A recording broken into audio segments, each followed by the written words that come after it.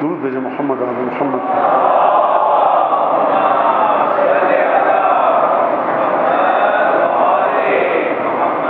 اعوذ باللہ من الشیطان الرجیم. بسم اللہ الرحمن الرحیم. الحمد للہ الذی جعل الحمد مفتاحا لذکرہ وسببا للمزید من فضلہ ودلیلا علی آلائہ وعظمتہ، والصلاة والسلام علی عبدہ وامین وحیہ وخاتم رسلہ سیدنا و مولانا بالقاسم محمد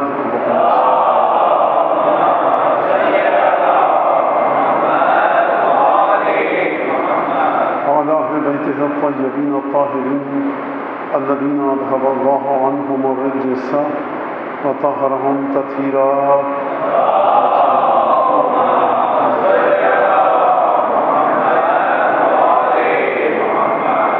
واللعن الدائم على أعدائهم أجمعين. أما بعد، فقد قال الله الحكيم في كتابه المجيد: أعوذ بالله من الشيطان الرجيم وجعلنا منهم أئمة يهدون بأمرنا لما صبروا وكانوا بآياتنا يوقنون. درود بھیجے محمد آل محمد.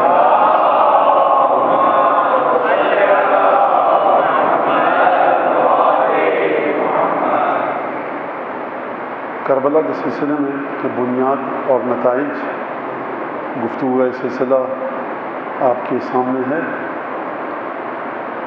اور جو چیزیں ابھی تک میں شاید نتیجہ دینے میں کامیاب ہوا ہوں وہ یہ کہ کربلا جو خطبوں کے ذریعے بات سمجھ میں آتی ہے، جناب زینب اور امام سجاد علیہ الصلاۃ والسلام نے جو گفتگو کی وہ صرف اور صرف گفتگو فضیلت اہل بیت پر ہے. وہ گفتگو رسول خدا سے تعلق، رسول خدا سے نسبت پر ہے اور رسول خدا سے انتساب پر ہے. یہ بات آپ مسلسل 3-4 روز سے سن رہے ہیں مجھ سے. اب اسی خطبے کو اور انہی خطبوں کو آپ جا کر کے امام حسین کی زیارت کے سانچے میں ڈھال دیجئے تو آپ کو وہاں پہ بھی یہی چیزیں ملیں گی. اس کے سوا آپ کو زیارات امام حسین میں کوئی اور چیز نہیں ملے گی. ہاں، ایک چیز ملے گی آپ کو زیارت امام حسین میں اور معصومین کی زیارت میں، کہ جو چیز خطبوں میں نہیں ہے لیکن خطبوں کا لازمہ ہے. خطبوں میں کس چیز پر تکیہ ہے، خطبوں میں کس چیز پر مسلسل اصرار ہے، خطبوں میں کس چیز کی جانب اشارہ کیا جا رہا ہے آپ کے سامنے، جو کہ کوفے میں خطبہ ہے. اور جو پہلا خطبہ جناب زینب سلام اللہ علیہ کا خطبہ ہی کہیں گے، اس کو چھوٹی سی ایک تقریر کہیے، چھوٹی سی ایک اسپیچ کہیے کہ جو آپ نے ناقے پہ بیٹھ کے امام سجاد کو تسلی دینے کی خاطر دی. خوب توجہ کیجیے گا، جب کسی کے ہاں موت ہو جائے تو اس کو دلاسا دیتے وقت کیا کہا جاتا ہے، اور جب کسی کی ہاں موتیں ہو جائیں تو کیا کہا جاتا ہے، اموات ہو جائیں کیا کہا جاتا ہے. اور جب کسی کی ہاں باقاعدہ ایک منصوبہ بندی کے ساتھ اس کے خاندان کو دوسرے خاندان والے کاٹ دیں، مار دیں، قتل کر دیں، ذبح کر دیں تو تسلی دینے والا کیا کہتا ہے. ان 3 مرحلوں کو اپنے ذہن میں رکھیے گا.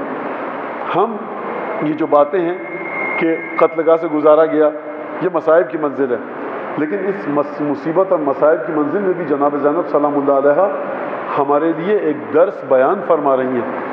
جب ایک خاندان مل کر کسی دوسرے خاندان کو قتل کر دے، اس خاندان کے چاہنے والوں کو قتل کر دے، جو کہ کربلا میں ہوا، یہ بات میں بڑے عام فہم انداز میں بچے ہمارے سمجھیں، نوجوان سمجھیں. کیونکہ دیکھیں، ایک مسئلہ یہ ہے کہ کربلا ہمیں کیا سکھاتی ہے. ایک سوال ہے، کربلا کیا سکھاتی ہے؟ پہلے تو یہ کہ ائمہ کی احادیث کو سامنے رکھ کر اگر میں آپ سے یہ سوال کروں کہ کیا ضروری ہے کہ کربلا آپ کو کچھ سکھائے؟ بغیر سیکھے آپ کربلا سے کچھ متصل ہو سکتے ہیں کہ نہیں ہو سکتے؟ یہ سوال ہے. کہاں پر لکھا ہے کہ کربلا آپ کو کچھ سکھائے؟ اور اگر کربلا کچھ سکھائے تو کیا سکھائے، اس کی حد بندی کہاں ہوگی؟ دیکھیے، خوب توجہ کیجیے گا اس بات کے اوپر، بہت توجہ کیجیے گا. آپ کربلا میں نہ جانے آپ کو کربلا میں کیا کیا سیکھنے کو کہا جائے، پڑھیں کتاب، تو ہر جگہ پہ سوال کرنے کی عادت ڈالیں. جب امام معصوم اپنے شاگردوں سے فرما رہے ہیں علینا القاء الاصول وعلیکم التفریع، ہم پر لازم ہے کہ ہم بنیادی جڑ کے قانون جو روٹ لیول پر باتیں ہوتی ہیں وہ تم کو فقہ اور اصول کی قرآن سے استنباط کی قرآن سے حکم خدا کو نکالنے کی سکھائیں، اور اب تم یہ کرو کہ اس میں سے خود بخود مختلف شاخیں نکالو، اس میں سے مسئلوں کا حل نکالو۔ ایک دفعہ تم کو بتا دیا کہ علی بن ابی طالب اولیٰ بالتصرف ہے مومنین پر، یعنی مومنین کی جان مال عزت و آبرو پر تمام پر علی بن ابی طالب رسول خدا کا حق سب سے زیادہ ہے۔ یہ ہم نے تم کو سکھا دیا۔ اب یہ میرے الفاظ ہیں، حدیث ختم ہو گئی۔ جب ہم نے تم کو سکھا دیا تو اب تمہیں یہ سوال نہیں کرنا چاہیے کہ امام حسین علیہ السلام نے 13 سال کے بچے کو میدان جنگ میں کیوں بھیجا۔ پہلی بات تو بھیجا نہیں، وہ خود آیا اجازت مانگنے، ماں نے تیار کر کے بھیجا۔ اب آپ جا رہے ہیں تو اگر اولیٰ بالتصرف ہیں تو یہ امام نے، پانچویں اور چھٹے امام نے ہم کو ایک بنیاد بتا دی، قرآن نے ایک بنیاد بتا دی، لہٰذا اب آپ کو کوئی سوال کرنے کا حق حاصل نہیں ہے۔ اگر رسول خدا اولیٰ بالتصرف ہیں یعنی کیا مطلب؟ مومنین کو جتنے حقوق، رائٹس، ان کی پراپرٹی میں، ان کی پوزیشن میں جو چیزیں ہوتی ہیں، جو ان کے قبضے میں، ملکیت میں جو چیزیں ہوتی ہیں، میرے قبضے میں کچھ چیزیں، آپ کے قبضے میں کچھ آپ کی چیزیں ہیں، میرے قبضے میں میری چیز ہے۔ کیوں کہا جاتا ہے یہ چیز آپ کی ہے؟ آپ نے 1 مہینے کام کیا، تنخواہ ملی، سیلری ملی، اس سے آپ نے خریدا تو یہ آپ کی چیز ہو گئی۔ میں نے 1 مہینے کام کیا، بھاگ دوڑ کی، مجھے سیلری ملی، میں نے وہ چیز خریدی۔ آپ کو کسی نے تحفہ دیا، وہ چیز آپ کی ہو گئی، آپ کا اس پر حق ہے۔ مجھے کسی نے تحفہ دیا، میرا اس پر حق ہے۔ تو لیکن اگر ایک دفعہ ولی خدا، امام معصوم یا نبی آ جائے تو آپ کی جو چیز آپ سے تعلق رکھتی ہے اس چیز پر آپ سے زیادہ امام کا حق ہوتا ہے۔ یہ امام کے پاس حق ہے، البتہ امام نے کبھی اس حق کو استعمال نہیں کیا۔ یہ ہمیں تاریخ میں نہیں ملتا کہ اس طرح سے استعمال کیا ہو۔ پورا کی پوری جو تاریخ ہے اس کے اندر ختمی مرتبت کی ہمیں 2-3 شاید واقعات ہوں کہ جہاں پر ختمی مرتبت نے اس حق کو استعمال کیا، اور بعض محققین علماء یہ کہتے ہیں کہ وہاں پر بھی یہ حق استعمال نہیں ہوا۔ تو حق ہے، استعمال نہیں کیا، رحمت کی وجہ سے، امت تیار نہیں تھی، کیا تھا، یہ ایک الگ چیز ہے۔ اور یہ صرف رسول خدا سے یہ حق شروع ہوتا ہے اور حضرت حجت پر آ کر یہ حق ختم ہو جاتا ہے۔ تو اگر امام کہہ رہے ہیں کہ ہم سے بھی پوچھو، سوال کرو، جب نہ رسول اللہ یہ آپ نے کیوں کہا کہ سر کا مسح اس طرح سے کر لو، جب پٹی بندھی ہے تو وضو اس طرح سے کر لو؟ امام نے فرمایا، وضو کی آیت پڑھی اور فرمایا وَامْسَحُوا بِرُؤُوسِكُمْ وَأَرْجُلَكُمْ، فرمایا کہ یہ جو بے آئی ہے نا، بے کا لفظ، اپنے سروں پر مسح کرو، اس کے ذریعے یہ بات سمجھی جاتی ہے۔ امام سمجھا رہے ہیں، پوچھنے والا پوچھ رہا ہے، اعتراض کر رہا ہے، اشکال، سوال، جب رسول اللہ یہ کیسے؟ امام کہہ رہے ہیں یہ ایسے۔ راوی جاتا ہے امام کے پاس، چھٹے امام کے پاس، جب رسول اللہ السلام علیکم جعلت فدا، قربان جاؤں آپ کے۔ امام نے کہا وعلیکم السلام۔ اب چپ بیٹھا صاحب، امام نے کہا کہ تم جو سوال کرنے آئے ہو خود بتاؤ گے کہ کیا سوال کرنا چاہتے ہو یا ہم بتائیں کیا دل میں لے کر آئے ہو؟ کہ جب رسول اللہ پھر آپ فرمائیے کچھ کہ جو سوال ہے۔ امام نے کہا تم یہ پوچھنے آئے ہو کہ جب رسول خدا نے بت توڑے مکے میں فتح مکہ پر، تو جو بت گرائے گئے تو پہلے امیر مومنین نے کہا یا رسول اللہ آپ میرے شانوں پر چڑھیے تاکہ میں آپ کے بوجھ کو اٹھا سکوں، اور یہ نہیں ہے صحیح لگ رہا مجھے کہ اپنے الفاظ کہیں میں آپ کے کاندھوں پر چڑھوں۔ رسول خدا بہتر، جب رسول خدا کاندھوں پر آئے تو امیر مومنین اس بوجھ کو نہیں اٹھا سکے، کہ یا رسول اللہ مجھ سے آپ کا بوجھ نہیں اٹھ رہا، تشریف لے آئیے نیچے۔ کہا کہ علی تم میرے کاندھوں پر چڑھو۔ تو تم یہ سوال کرنے آئے ہو کہ علی بن ابی طالب تو وہ ہیں جس نے 4 انگلیوں سے در خیبر اکھیڑ لیا، تو یہ رسول کا بوجھ برداشت کیوں نہیں کر سکے؟ سوال کیا نا رامی نے۔ تو پھر امام نے کہا یہی سوال تھا؟ کہا کہ جی۔ کہا کہ لوگ یہ جواب دیتے ہیں کہ اب تمہارے ذہن میں یہ بھی ہوگا کہ اگر رسالت کا بوجھ تھا تو نبی کریم ناقوں پر بھی بیٹھتے تھے، اسب پر، فرس پر سوار ہوتے تھے، تو وہ فرس اور ناقہ کیسے رسالت کا بوجھ اٹھا لیتا تھا اور علی مرتضیٰ کیوں نہیں اٹھا سکے؟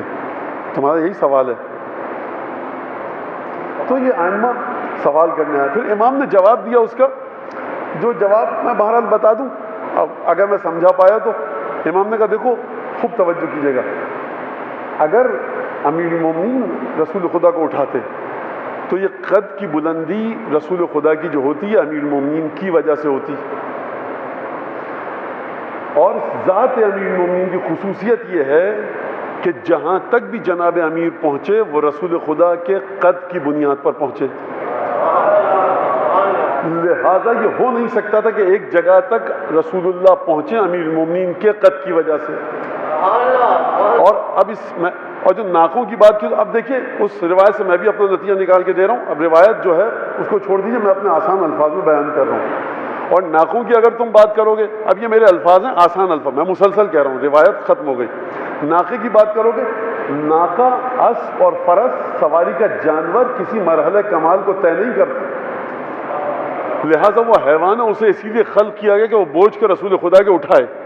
لیکن علی ابن ابی طالب جس جگہ تک بھی پہنچے, اب یہ میرا جملہ, راستوں سے اگر عرش کے علی واقف ہوئے تو رسول خدا کے وجود کی برکت سے, لہٰذا اب یہ ہو نہیں سکتا تھا کہ اس مقام سقف کعبہ پشت سقف اور چھت پر خانہ کعبہ کی علی کی وجہ سے رسول جائیں, لہٰذا یہ ہو نہیں سکتا تھا. اور یہ شرف بھی کیونکہ قانون یہ ہے کہ جہاں تک بھی علی پہنچے رسول کی برکت سے پہنچے, لہٰذا کعبے کی چھت پر بھی جو پہنچے تو رسول کی برکت سے پہنچے. تو یہ بات تو مولا نے جواب دیا. مولا کہتے نہیں تمہیں اس سے کیا مطلب, حتیٰ لوگ پوچھنے آئے کہ اپنا رسول اللہ آپ کے جد کی شہادت کیا ہوئی, کیسے ہوئی, ایک ایک سوال کا جواب دیا. تو مختصراً یہ کہ نوجوان بچے ہیں اور چیزیں اٹریکٹ کرتی ہیں. میں پہلے دن سے یہ کہہ رہا ہوں کہ کربلا سے جو بھی چیز سیکھنی ہے وہ کسی زیارت میں ملتی ہے کہ نہیں ملتی. کربلا سے اگر کوئی چیز سیکھنے کو ملتی ہے تو جو بھی بتا رہا ہے کربلا ہمیں یہ درس دیتی ہے. دیکھیے آرٹیفیشیل انٹیلیجنس کا زمانہ ہے اور لوگ کہتے ہیں فون ریکارڈ ہوتے ہیں, یہ ہوتا ہے وہ ہوتا ہے. کسی نے کہا کہ اتنے سارے کروڑوں فون کیسے ریکارڈ ہوں گے. انہوں نے کہا کہ کوئی بھی آپ ایسا ورڈ جو تخریب کاری پر, ٹیررزم پر مشتمل ہو, اینٹی اسٹیٹ ہو, اسٹیٹ کی سیکیورٹی کو تھریٹ کرتا ہو, تو وہ ڈال دیے گئے مشینوں میں اور جیسے ہی آپ نے کہا وہ وہاں پر لفظ ٹریس ہو جائے گا اور پھر آپ کا فون ٹریکنگ پہ آ جائے گا. ٹھیک ہے نا. تو آپ کا سے مطلب جو دہشت گرد ہے مدعون, جو ملک کو نقصان پہنچانے کی کوشش کر رہا ہے, میں اس کی بات کر رہا ہوں, آپ کی بات نہیں کر رہا. آپ میں بتا چکا ہوں, آپ مطلب ایک عمومی گفتگو ہوتی ہے. تو آپ اپنے ذہنوں میں یہ لفظ ڈال لیجئے, کربلا ہمیں یہ درس دیتی ہے. جیسے ہی کوئی ممبر سے کہے آپ کے ذہن میں جو سرخ روشنی ہے وہ جل جانی چاہیے, اور تھوڑی سی اپنے وجود مبارک کو زحمت دے کر ذرا سا تحرک دیجئے. اور وہ بیچاری غریب اور مظلوم کتاب ہے نا مفاتیح, اس کو کبھی کبھار کھول لیا کیجئے. اب آپ لوگ تھک گئے تو ایک جملہ کہوں. ایک صاحب کہیں گے مولانا قرآن میں نہیں پڑھ سکتا, مجھے کچھ اللہ کی طرف سے کچھ ہے, نیک شگون نہیں ہے. یہ جو پیر مرشد ہے نا, یہ جو چاکنگ والے دیواروں پہ خواتین کے نام بھی ہیں, مردوں کے نام, ان کے خدایا ان سے اپنا پیچھا چھڑائیے. میں زیادہ وارث پڑھتا ہوں, بھاری ہے آپ مت پڑھیے. یہ بھاری ہلکا کہاں سے لا رہے ہو, امام سجاد زیادہ علم ہے. امین اللہ میں سورہ یاسین سورہ واقعہ روز پڑھتا ہوں. غلط ہے, یہ اتنی بھاری سورہ ہے, آپ کو کیا مطلب ہے, آپ پر وحی آ رہی ہے, آپ حسین ابن روح ہیں یا عثمان ابن سعید ہیں, آپ کون ہیں؟ بھاری ہلکا تمہیں کیا توڑنے کی ضرورت ہے؟ ارے آپ نے 1000 دفعہ استغفار پڑھی, شب قدر, یہ آپ کے کیا مطلب, چھٹے امام سے زیادہ عقل ہے؟ تو یہ اپنے ذہنوں میں آپ کے فوراً سینسرز آپ کے آن ہو جانے چاہیے کہ یہ جو آپ تو وہ کہنے لگے کہ قبلہ, ایک عالم کے پاس کوئی صاحب, جب بھی قرآن پڑھتا ہوں تو مجھے بیمار ہو جاتا ہوں. تو کہنے کیا بیماری ہوتی ہے؟ کہنا آنکھوں سے پانی بہنے لگتا ہے, چھینکیں بہت آتی ہیں. تو اس کا مطلب ہے قرآن مجھے پڑھنا بھاری ہے مجھ پر. اس عالم نے جواب دیا, میاں وہ اس کی وجہ یہ نہیں ہے, اس کی وجہ یہ کہ تم سال میں ایک دفعہ اٹھاتے ہو, ڈسٹ اتنی جمی ہوتی ہے کہ ڈسٹ الرجی ہو جاتی ہے. اگر ہر روز پڑھا کرو تو یہ نہ ہو.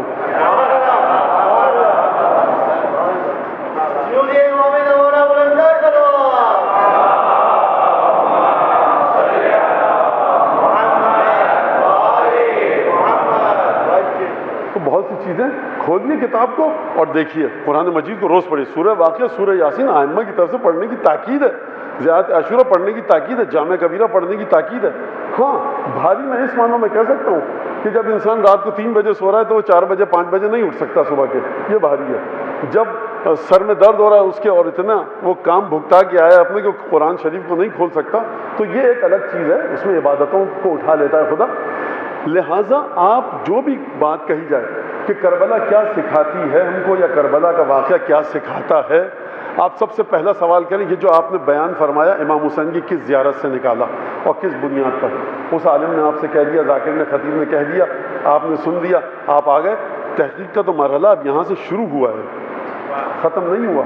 لہٰذا آپ امامت کے بارے میں، امامت سے مربوط منسوب جو واقعات ہیں اس کے بارے میں حساس رہیے، اس کے بارے میں ذرا سی غیرت تعصب کا مظاہرہ کیجیے کہ یہ بولنے والا جو بات کر رہا ہے کیا یہ زیارتوں سے نکل کر آتی ہے، کیا یہ خطبوں میں ہے. لہذا ایک بات اچھی طرح سن لیجیے، ہمیشہ آپ کو نعروں کے ذریعے ایک ماحول بنایا جاتا ہے. نعرے جب کریٹ کیے جاتے ہیں تو آپ کی ایک سائیکی ڈیولپ کی جاتی ہے. سائیکی ڈیولپ کرنے والا ایک مخصوص مقام پر نعرے کو کیش کرواتا ہے. آپ کو جو نعرے دیے گئے زیارتوں میں تمام کے تمام موجود ہیں، اور وہ نعرے پکارنے کس کے جواب میں؟ حضرت حجت کے ظہور کے بعد.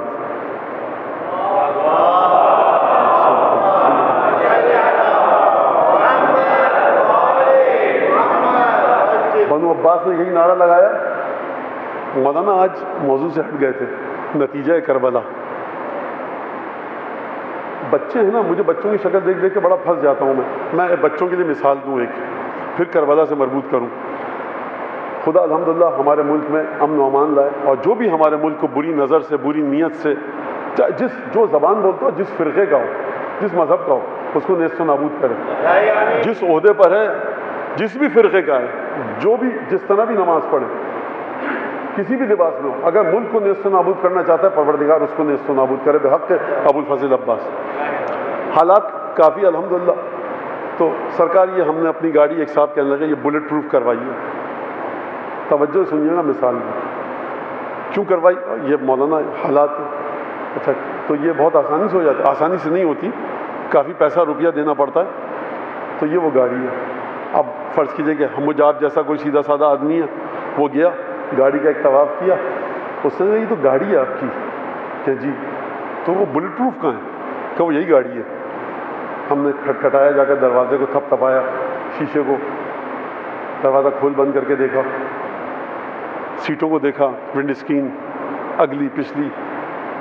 بلٹ پروف کہاں ہے؟ وہ نا یہی تو ہے بلٹ پروف. نہیں وہ ہے، آپ نے کہا بلٹ پروف کروایا تو وہ کہاں ہے وہ چیز؟ کہتے ہیں وہ یہ شیشہ ہے، بلٹ پروف ہے. یہ جو باڈی دکھ رہی ہے وہی باڈی ہے، بلٹ پروف ہے. یعنی بلٹ پروف کوئی چیز الگ سے لگائی نہیں جاتی اس میں، جہاں تک میری اطلاع ہے. کربلا ہے یہ زیارت معصومین ہے، یہ دین ہے. یہ دین ہے آپ کا. مفاتی، سیف سجادیہ، نہج البلاغہ، قرآن مجید، اصول کافی، دین ہے. یہ دین ائمہ نے بلٹ پروف بنایا کہ نہیں بنایا؟ اگر بلٹ پروف بنایا ہے غلط افکار کے حملوں سے بچانے کے لیے، مولانا یہ تو اصول کافی ہے. وہ غلط افکار کے حملوں سے بچانے والی کتاب کہاں ہے؟ یہی ہے. یہ تو وہ کتاب ہے. تو اب آپ سمجھیے، جب بلٹ پروف گاڑی میں الگ سے کوئی چیز نہیں لگتی اور اسی کو اسٹرینتھن کر دیا جاتا ہے، تو دین کو بھی آپ کے دین میں جو چیزیں رکھی گئی ہیں وہی دین کو حملوں سے محفوظ بچا رہی ہیں. الگ سے کوئی چیز نہیں رکھی گئی، الگ سے کسی چیز کے پیچھے مت جائیے. آپ یہی زیارت عاشورہ پڑھیے، پینسل کی نوک کو شارپنر سے تیز کیجیے، اور یاد رکھیے یہ اس ہستی کے جملے ہیں کہ جس کا ایک ایک لفظ حکمت الہیہ پر مبنی ہے. یہ شام کا اخبار نہیں ہے، یہ کوئی داستان نہیں ہے طلسم ہوش ربا کہ آپ نے امر عیار اور امیر حمزہ کے کارنامے پڑھ لیے اور بات ختم ہو گئی. یہ ہے امام معصوم کے الفاظ.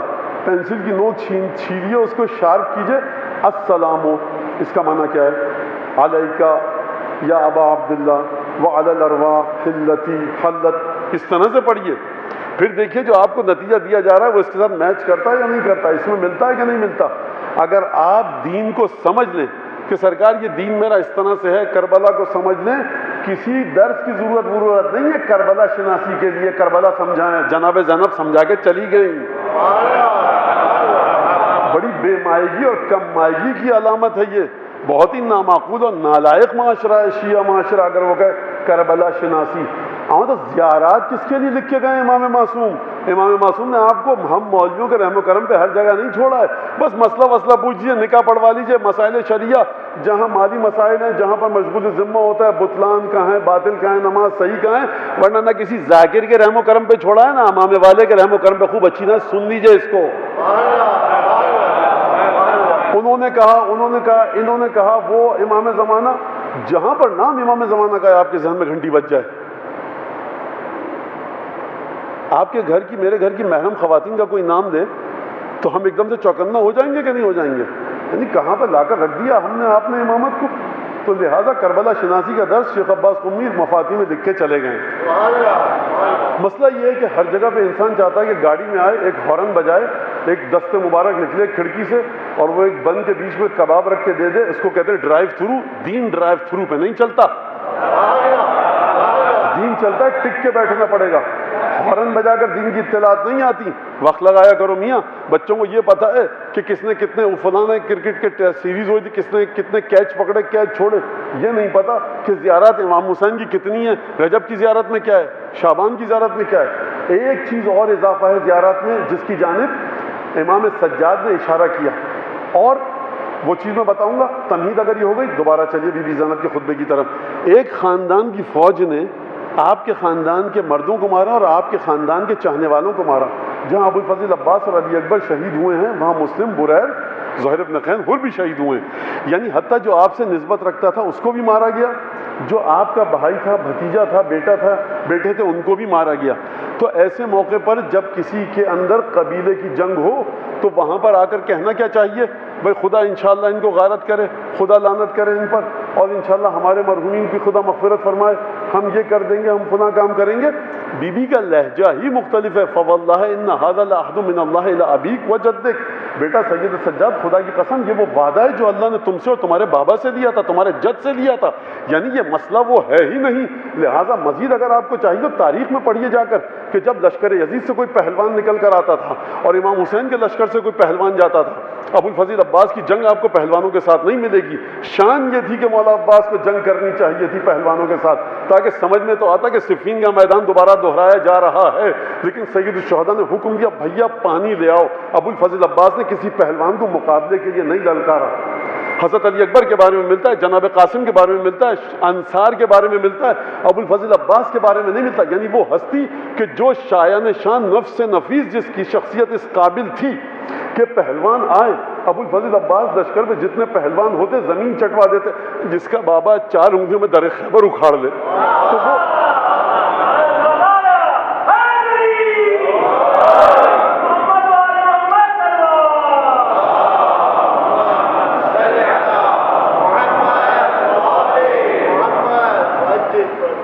تو کیوں نہیں کی جنگ؟ ابو الفضل عباس نے پانی لینے گئے، امام حسین کا حکم تھا۔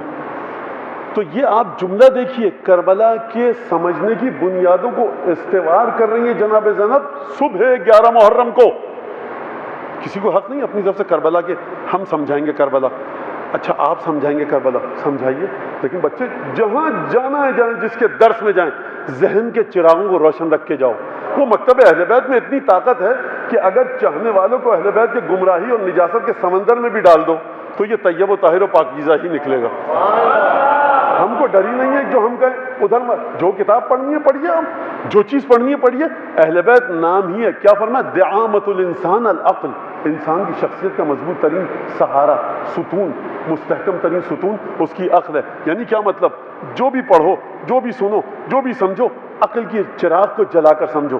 کیا مطلب عقل کہتی ہے؟ 1400 سال بعد اگر کوئی ممبر سے بیٹھ کے بتائے کہ صاحب کربلا کا معنی یہ تھا، میں بتاؤں، آپ سنیں، آپ بتائیں، میں سنوں، سب سے پہلے جا کر مقاتل کو پڑھیے، سب سے پہلے جا کر اصول کافی کو پڑھیے، سب سے پہلے جا کر زیارتوں کو پڑھیے۔ اگر آپ کو اس میں کہیں نام و نشان بھی نہ ملے ہم جیسے لوگوں کی لن ترانیوں کا، تو سمجھ جائیے کہ خواہ مخواہ آپ کا وقت ضائع کیا جا رہا ہے، مصادر اولیہ تک آپ کو کوئی نہیں لے کے جا رہا۔ اقوام کی ترقی، خصوصاً جو اہل بیت کے علوم ہیں، ان سے لیجئے۔ امیر المومنین نے کیا فرمایا؟ ردوہم ورود الہیم العطاش، اہل بیت کے علوم پر آ کر اس طرح گرو کہ جس طرح سے پیاسا اونٹ ڈگڈگا کے پانی پیتا ہے۔ اونٹ ایک وقت میں جب پانی پیتا ہے تو ماہرین کہتے ہیں، نہ میں نے اونٹ کبھی پالے نہ مجھے تجربہ ہے، 200 لیٹر پانی پی جاتا ہے وہ اونٹ۔ ایک تو یہ اس کی گنجائش بہت وسیع ہے، 200 لیٹر کبھی رکھ کے دیکھیے گا بوتلوں کو تو سمجھ میں آئے گا۔ پھر اونٹ کی خصوصیت کیا ہوتی ہے؟ کئی دن تک وہ ریگستان میں چلتا رہتا ہے، اسے پیاس نہیں لگتی۔ یہ مثال سمجھی آپ نے؟ اب چلیے دوبارہ حدیث کی طرف۔ مولا فرمانا ہے کہ پیاسے اونٹ کی طرح داخل ہو جاؤ علوم اہل بیت میں اور خوب ان سے اچھی طرح جی بھر کے پانی پیو۔ اچھا جب میں رسول اللہ، مولا امیر المومنین، ہم نے پانی پی لیا، اب پیاس کب لگے گی؟ مولا اونٹ کو تو 10-15 دن بعد پیاس لگتی ہے، تو اب ہم تو اونٹ ہیں نہیں، اپنا رسول یا علی یا امیر المومنین، ہمیں کب پیاس لگے گی؟ شاید مولا کائنات کا جواب آئے یہ جو غیبت کبریٰ کا بھیانک جنگل ہے نا، اندھیرا، یہ جو غیبت کبریٰ کا خطرناک ترین ریگستان ہے نا، اس میں سفر کرتے جاؤ کرتے جاؤ کرتے جاؤ، جب آخری چشمہ آئے گا نا ہمارے وجود کا اور آخری نہر آئے گی، اس وقت تک تمہیں پیاس نہیں لگے گی اگر ہم سے متصل ہو جاؤ۔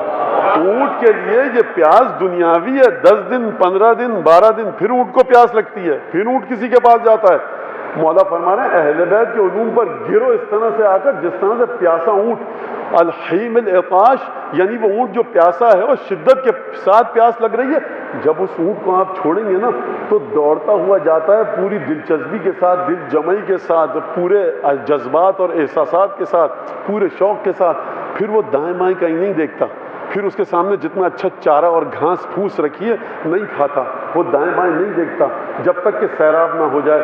اور اگر تشنگی ایسی ہو کہ جو کبھی ختم نہ ہونے والی ہو، آپ کی تشنگی ایسی ہے جو کبھی ختم نہیں ہوگی، اونٹ والی تشنگی تھوڑی ہے آپ کی، مولا مثال دے رہے ہیں کیونکہ معاشرہ عرب کا ہے، آپ کی تشنگی کبھی کیوں ختم نہیں ہوگی؟ کیونکہ آپ متصل ہیں اس سے کہ جو عرش کی راہوں سے متصل ہے۔ جب وہ کہہ رہا ہے کہ مجھ سے پوچھو جو کچھ پوچھنا ہے، اس کے پاس جواب کا ذخیرہ ختم نہیں ہے، آپ کے پاس سوالات ختم ہو جائیں گے، اس ہستی کے پاس جوابات ختم نہیں ہوں گے۔ تو جب اس کے پاس جوابات کا علم لامتناہی ہے تو پھر آپ کے سوالات جلدی ختم ہوں گے، اس کا علم کبھی ختم نہیں ہو سکتا۔ لہٰذا آپ کی پیاس اس کے علم کے مقابلے میں بہت کم ہے، اور جیسے جیسے معرفت بڑھتی جائے گی نئے نئے سوالات آتے جائیں گے۔ اس کا مطلب کیا ہے؟ اس کا مطلب ہے کہ معرفت میں اضافہ، نئے سوالات، معرفت میں اضافہ، نئے سوالات، معرفت میں اضافہ، نئے سوالات۔ یہ سلسلہ کب تک چلے گا؟ کبھی ختم نہیں ہوگا۔ کیوں؟ کیونکہ معرفت کی کوئی حد نہیں ہے۔ لہٰذا جب معرفت کی کوئی حد نہیں ہے تو آپ کی پیاس کبھی ختم نہیں ہوگی۔ اس پیاس کو نظر میں رکھ کر جناب امیر حکم دے رہے ہیں نہج البلاغہ میں، ردوہم، آؤ اہل بیت کے علوم کی طرف، برود الحیم العطاش، اس پیاسے اونٹ کی طرح جو شدت کے ساتھ پیاسا ہو، اور جب وہ آ کر منہ ڈالتا ہے اپنا نہر میں، پانی کے ڈول میں، چشمے پر، دریا میں، پانی کے کسی حوض میں، پانی کے کسی رکھے ہوئے ٹب میں، تو پھر وہ دائیں بائیں کسی کو نہیں دیکھتا۔ لہٰذا جب آپ معصومین کے علوم کی طرف آئیے نا تو انہوں نے کیا کہا، انہوں نے کیا کہا، منبر سے کیا کہا، آپ اپنا منہ ڈالیے نہج البلاغہ میں، آپ ڈالیے اپنا منہ زیارت عاشورہ میں، امین اللہ میں، زیارت وارث میں۔ یہ دائیں بائیں کی لنترانیاں ہانکنے والوں کی بات کیوں سنتے ہیں آپ؟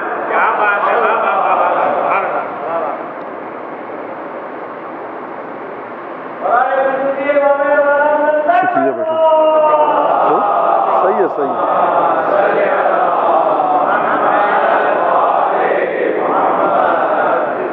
لہٰذا ایک چیز جس کی طرف امام سجاد علیہ السلام نے اشارہ کیا کہ جو خطبوں میں ہم کو وضاحت کے ساتھ نہیں ملتی، صراحت کے ساتھ نہیں ملتی، لیکن امام نے اشارہ کیا، اور جو چیز ہم کو زیارتوں میں ملتی ہے وہ کیا ہے؟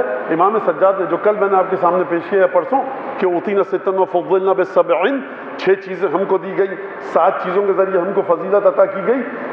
اس میں کیا فرمایا آپ نے؟ 7 چیزوں کے ذریعے فضیلت دی گئی۔ نبی ہم میں سے، امین المومنین من الصدیق، صدیق ہم میں سے، سب سے پہلے تصدیق کی جناب امیر المومنین نے، تو مولا کائنات۔ پھر اسد اللہ و اسد رسول ہم میں سے جناب حمزہ، ہم میں سے کون؟ من الطیار جناب جعفر طیار ہم میں سے، اور پھر یعنی کائنات کے وہ واحد شہید ہیں ابو الفضل عباس سے پہلے زمانی لحاظ سے کہ دونوں ہاتھ قلم ہوئے اور پروردگار نے 2 پر عطا کیے جنت میں، جہاں چاہیں وہ چلے جاتے ہیں۔ اس کے بعد یا چچا ہیں یا یہ بھتیجا، یہ فضیلت بھی اس خاندان سے باہر نہیں گئی، اولاد ابو طالب کے حصے میں آئی۔ تو فرمایا ومن الطیار، جعفر طیار ہم میں سے ہے۔ آخر میں کیا فرمایا؟ من نصبت هذه الامہ، 2 نواسے اس امت کے ہم میں سے ہیں، اور فرمایا ومن المہدی، اور مہدی ہم میں سے ہے۔ یہ اشارہ، اچھا اب مہدی ہم میں سے تو یہ مہدی کرے گا کیا؟ یہ مہدی لاتعداد کام کرے گا، مجھے نہیں پتا کیا کیا کام کریں گے حضرت حجت آ کر، ایک بڑی طویل فہرست ہے کتابوں میں، روایات میں، احادیث میں، لیکن ایک کام کریں گے۔ وہ کیا کام کریں گے؟ انتقام دیں گے سید الشہداء کے قاتلوں سے، جنہوں نے سید الشہداء کو قتل کیا، ان سے انتقام لیں گے۔ تو یہ جو زیارت عاشورہ میں آپ پڑھتے ہیں پروردگار کہ مجھے توفیق دے، کس بات کی توفیق دے؟ کہ میں امام حسین کے خون کا انتقام دوں امام زمانہ کے ساتھ۔ لہٰذا یہ چیز زیارتوں میں جو خطبوں میں وضاحت کے ساتھ بیان نہیں کی گئی، دمشق میں جو خطبہ دیا امام سجاد نے اس میں امام زمانہ کا نام لائے ہیں، لیکن تفصیل سے نہیں بتایا کہ امام زمانہ جب آئیں گے تو انتقام لیں گے کس طرح سے، فرمایا مہدی ہم میں سے ہے۔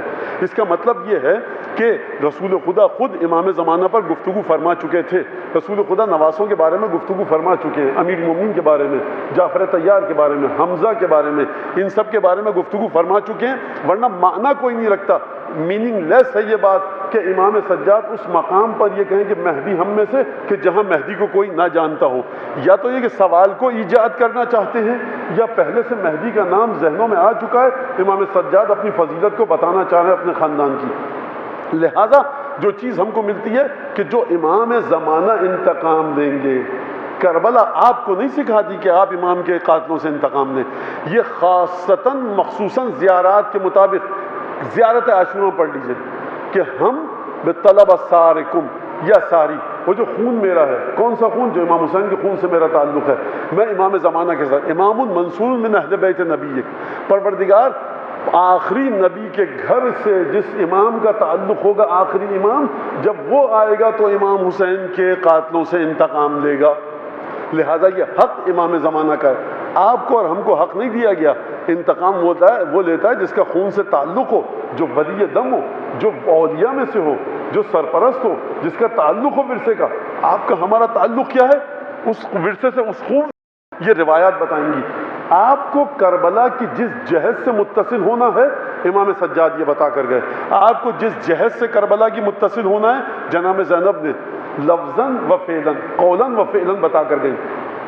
میں اس سے پہلے کہ جہد پہلی مجلس میں نے بتایا، لیکن آج پھر ذرا جہد کے بارے میں گفتگو ہو جائے۔ جہد یعنی پہلو۔ طواف کہاں سے شروع ہوتا ہے؟ خانہ کعبہ میں۔ عمرہ اور حج پہ جا چکے ہیں لوگ، اگر پورا کا پورا خانہ کعبہ ہے تو کہیں سے بھی شروع کر لیجیے، کوئی مسئلہ نہیں ہے، کہیں سے بھی شروع کر لیجیے۔ نہیں کر سکتے، نہیں کر سکتے۔ کہاں سے؟ حجر اسود اپنے بائیں شانے کی طرف رکھیے، وہاں سے شروع کیجیے۔ اچھا قرآن تو کہہ رہا ہے کہ اینما تولوا فثم وجہ اللہ، جہاں بھی منہ پھیر لو اللہ کا چہرہ وہیں پر ہے۔ تو یہ خانہ کعبہ کی طرف بھائی جس جہد سے ہم نے حکم دیا ہے وہیں سے شروع کرنا پڑے گا۔ اچھا آپ خانہ کعبہ کی طرف منہ کر کے نماز پڑھ رہے ہیں، سب واحد جگہ ہے جہاں پر دو مسلمان ایک دوسرے کی طرف منہ کر کے نماز پڑھتے ہیں، ان کی نماز صحیح ہے، وہ ہے خانہ کعبہ۔ یعنی آپ بیت اللہ کے اس طرف کھڑے، ہم اس طرف کھڑے، منہ ہمارا ایک دوسرے کی طرف ہے، اگر بیت اللہ کو ہٹا دیا جائے لیکن نماز ہماری صحیح ہے، اور دنیا میں کہیں پر یہ ہو نہیں سکتا۔ لہٰذا اچھا اب آپ چلے گئے خانہ کعبہ کے اندر، اب فقہی اختلاف ہے، خانہ کعبہ میں نماز پڑھنے کا حکم نہیں ہے، شریعت نے پسند نہیں کیا، مطلوب ہے، پروردگار نہیں ہے۔ فرقوں کے اختلاف کو نظر میں رکھتے ہوئے جواب دے رہا ہوں، پروردگار یہ خانہ کعبہ اس کی طرف رخ کر کے نماز پڑھ رہے ہیں، اس کے اندر آ جائیں تو کتنا اچھا ہوگا۔ کا اندر نہیں، باہر، باہر سے رخ کرو۔ پروردگار ہر جگہ تو ہے، صفا مروہ، ہم مروہ سے شروع کرتے ہیں سعی کو نہیں۔ پروردگار اچھا سر منڈوانا ہے نا تو صحیح سے پہلے سر منڈوا لیتے، رش بہت تھا، اس کے بعد میں مثالیں مختلف دیتا آیا ہوں آپ کو، تو یہ نہیں ہوگا۔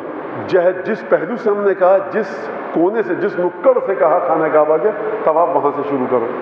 تو کربلا کا واقعہ جو ہوا، اگر پروردگار یہ خانہ کعبہ کے بارے میں کہہ سکتا ہے تو امام سے تو پوچھیے کہ امام کہیں کربلا کے اس نکڑ سے کربلا کے ساتھ رابطہ رکھو، اس نکڑ سے رابطہ مت رکھنا۔ یہ ہو سکتا ہے کہ نہیں ہو سکتا؟ تو جو چیز اب آپ کو روایات میں بتائی گئی ہے وہ چیز دیکھیے کہ کربلا سے تعلق آپ کو کس طرح سے رکھنے کا حکم دیا گیا ہے، کس طرح سے آپ کو کربلا کے ساتھ جڑنے کا حکم دیا گیا ہے، کس طرح سے کربلا کے ساتھ آپ کو متصل ہونے کا حکم دیا گیا ہے۔ کوئی بھی چیز جو کربلا کے بارے میں بنیادی ترین چیز کربلا کے واقعے کے ساتھ جو جڑنے کا حکم دیا گیا ہے وہ ہے بکا، وہ ہے گریہ، وہ ہے ماتم، وہ ہے عزاداری۔ کیا مطلب؟ مطلب یہ کہ جتنے بھی پیغمبر گزرے، میں نے کیا کہا، گفتگو کہاں چل رہی ہے؟ کربلا کے ساتھ کیسے جوڑا جائے، عمل کیا ہو، دل میں کیا نیت ہو۔ اب آپ دیکھیں ساتھ ساتھ ہے نا، اگر منافق کہہ رہے ہیں اشہد انک رسول اللہ، نہیں، زبان سے کہو اشہد انک رسول اللہ اور دل میں محبت کے ساتھ مانو، یعنی رتی برابر کجی نہ آئے، رتی برابر میل نہ آئے محمد مصطفیٰ کی محبت میں۔ تو زبان، عمل یہ ہے کہ زبان اس طرح سے چلے، دل یہ ہے۔ تو کربلا کے ساتھ ایک مرحلہ ہے دل کا، دوسرا مرحلہ ہے عمل کا۔ عمل کا مرحلہ کیا ہے؟ من بکا علی الحسین، من بکا علی الحسین، من زار الحسین، من بکا علی الحسین. گوگل پہ جا کے ارے بہار نہیں کھول سکتے، اصول کافی نہیں کھول سکتے، کامل الزیارات نہیں کھول سکتے، محاسن برقی نہیں کھول سکتے، تو جا کر گوگل تو کھول دیجئے. من بکا علی الحسین، میم نون من اسپیس، بے کاف چھوٹی ہے، عین لام چھوٹی ہے، الف لام ہے سین یہ نون، من بکا علی الحسین. میں آپ کو پوری آزادی کے ساتھ، سکون اور اطمینان کے ساتھ، بھروسے کے ساتھ یہ درخواست کر رہا ہوں کہ تمام کی تمام حدیثوں کو پرنٹ آؤٹ نکالیے اور جس مولانا سے جا کر چاہتے ہیں ترجمہ کروا لیجئے کہ کربلا کے بارے میں گریے کے علاوہ کسی چیز کا حکم ہے.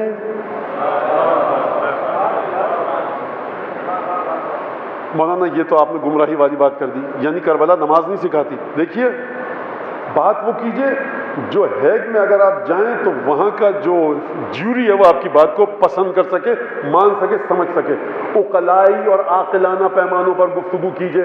اگر امام الفاظ کی قید میں مقید رہ کر آپ کو کوئی چیز سکھا رہے ہیں تو آپ ان الفاظ کو چھوڑ کر آگے کیوں بڑھ رہے ہیں؟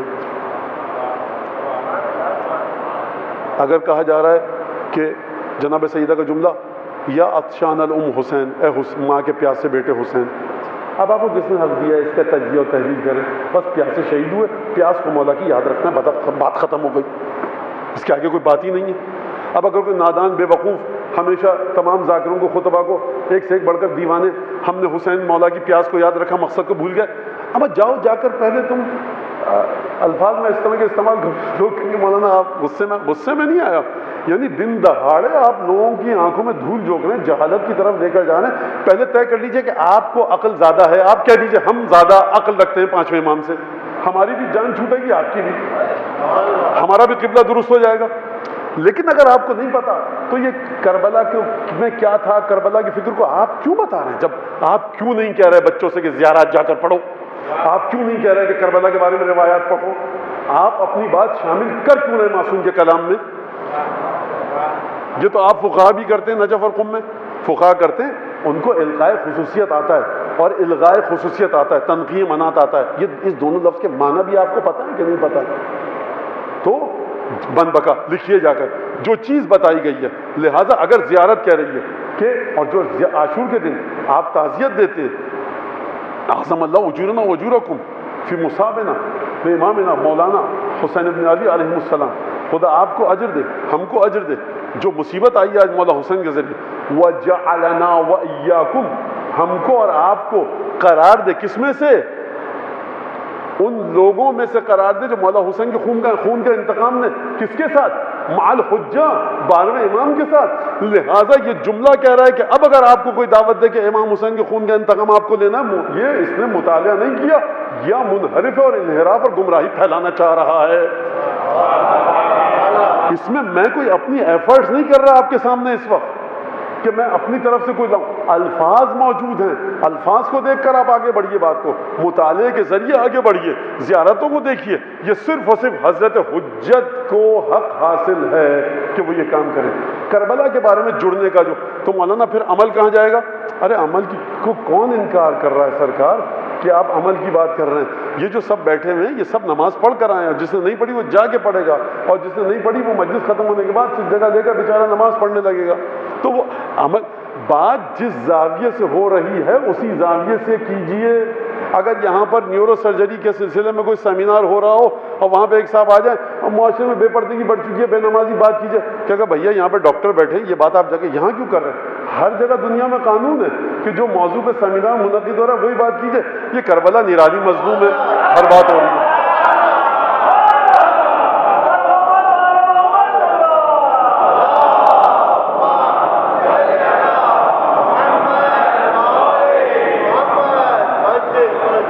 ایک ایک لفظ کو سوچ کر نہیں، عالم وحی کے ذریعے آئمہ معصوم. اور یہ تو زیارت تو بعض زیارتیں تو حدیث قدسی ہیں کہ مخمل میں جس طرح سے موتی اور ہیرے جواہرات ٹکائے جاتے ہیں اور جوڑے جاتے ہیں اور کاڑھے جاتے ہیں، اس طرح سے گفتگو کو بیان فرمایا امام معصوم علیہ الصلوۃ والسلام نے. لہٰذا امام سجاد کے خطبوں کو پڑھیے، اور جب یہ قافلہ لوٹا ہے تو وہاں تمام بیویوں کے خطبوں کو پڑھیے، اس وقت بیوی نے کیا خطبے دیے، اور پھر اس کے بعد تمام کی تمام وہ چیزیں کہ جو جملات ہیں، جو ارشادات ہیں، جو فرامین ہیں، اس کے بعد آپ وہ دیکھیے کہ جو بیویاں 1 سال تک دھوپ میں بیٹھی، جناب رباب دھوپ میں بیٹھی ہیں 1 سال تک مقاتل کے مطابق، تاریخ کے مطابق. جب میں نے عرض کیا کہ جب خبر آئی مختار نے قتل کیا قاتلان امام حسین کو، تو پھر اس کے بعد وہ واقعات طویل ہیں. بیویاں گریہ کر رہی ہیں 1 سال تک، امام سجاد کھانا پکا کر دے رہے ہیں، اور جب بھی نہر کو دیکھ رہے ہیں، پانی دیکھ رہے ہیں، کھانا دیکھ رہے ہیں، گریہ فرما رہے ہیں. یہ امام سجاد کی زندگی میں 35 برس کم نہیں ہوتے.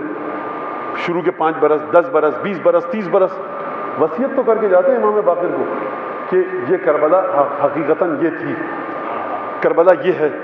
کیوں نظر نہیں آتی؟ امام باقر نے زیارت عاشورہ املا ڈکٹیٹ کی لکھوائی راویوں کو، لیکن امام باقر نے اس سے آگے بھی کوئی بات کی نہ پیچھے بات کی. تو میں پورے اس میں تو ہاتھ کنگن تو عارضی کیا، نہ گھوڑا دور نہ میدان. سرکار جائیے اور لکھ لیجیے تمام کی تمام امام حسین پر گریے کی فضیلت کیا ہے، وہاں پر جا کر دیکھیے. اور یاد رکھیے گریہ امام حسین کا، یہ گفتگو گزری ہماری کہ گریے کے 3 یا 4 مرحلے ہیں. تمام کے تمام مراحل کو ائمہ نے پسند فرمایا ہے اور کہا ہے کہ اس کے گناہ بخش دیے جائیں گے. من اغرقت عیناہ من ذکر عندہ مصابنا، جس شخص کے پاس ہماری مصیبت کا ذکر کیا جائے. اغرقت عیناہ، آنکھ میں آنسو بھر آئے، ٹپکے نہیں، جس کے گناہ معاف ہوں گے. من بکا من ذکر عندہ مصابنا فبکا، جو گریہ کرے، حتی تصیر دموعہ علی خدیہ، گریہ کرنے کے بعد اس کے آنسو رخسار پر بہہ جائیں. گریہ کے 2 مرحلے دیکھے آپ نے، ایک تو یہ کہ آنکھوں میں آنسو بھر آئے، گناہ معاف ہو، آنکھوں سے آنسو بہے، گناہ معاف ہے. اللہم ارحم الصرخۃ التی خرجت لنا، پروردگار اس حلق سے نکلنے والی چیخ پر رحمت فرما جو ہماری خاطر نکلی. پروردگار رحم اللہ وجوہ تغیرت من اجل الحسین، ان چہروں پر رحمت نازل فرما کہ جو چہرے حسین کی وجہ سے جن کا رنگ متغیر ہو گیا. یہاں تک کہ نفس المحموم لظلمنا تسبیحون، غم زدہ کے حلق سے سینے سے جب ٹھنڈی آہ نکلے ہمارے غم کو یاد کر کے تو یہ تسبیح ہے. امام رضا فرما رہے ہیں کیا مطلب نفس المحموم؟ میں آپ کو بتاؤں، جب آپ ایک دفعہ بیٹھتے ہو کہتے ہیں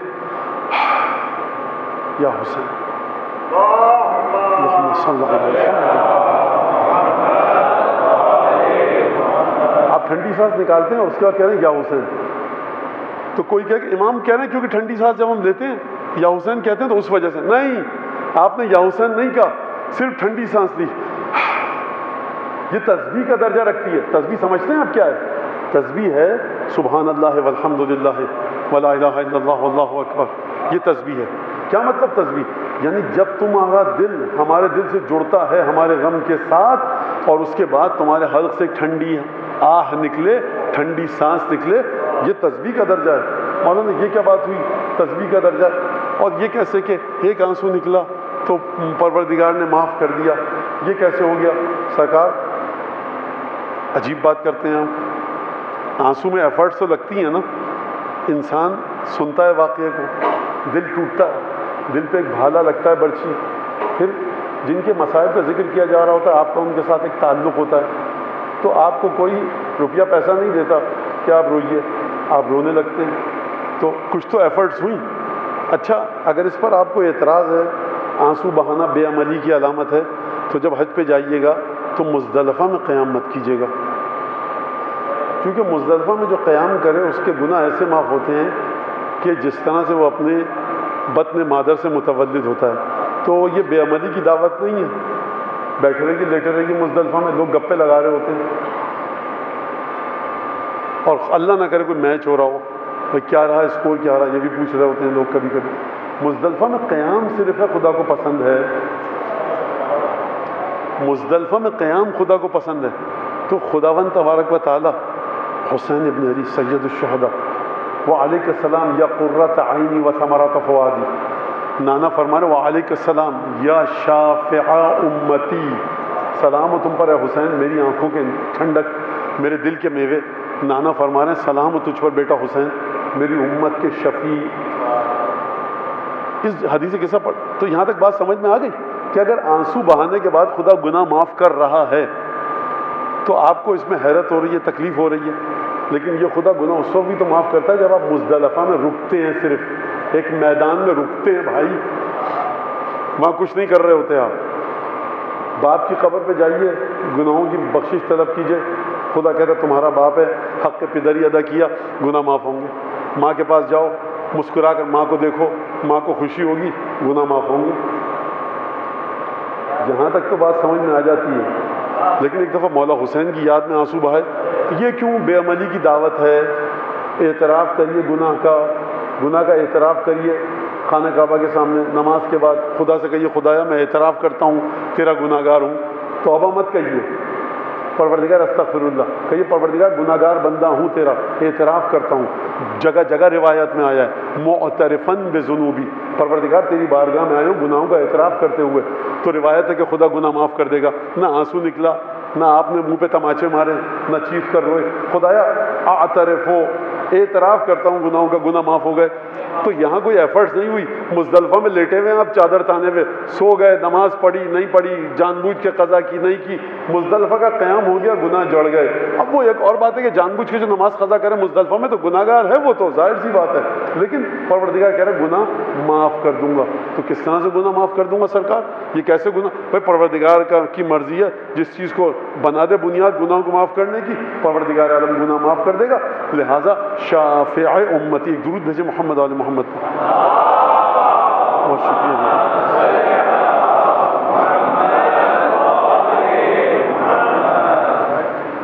لہٰذا آپ کربلا کے بارے میں جو بھی آپ کو چیز سمجھنی ہے وہ خود سمجھیے جا کر.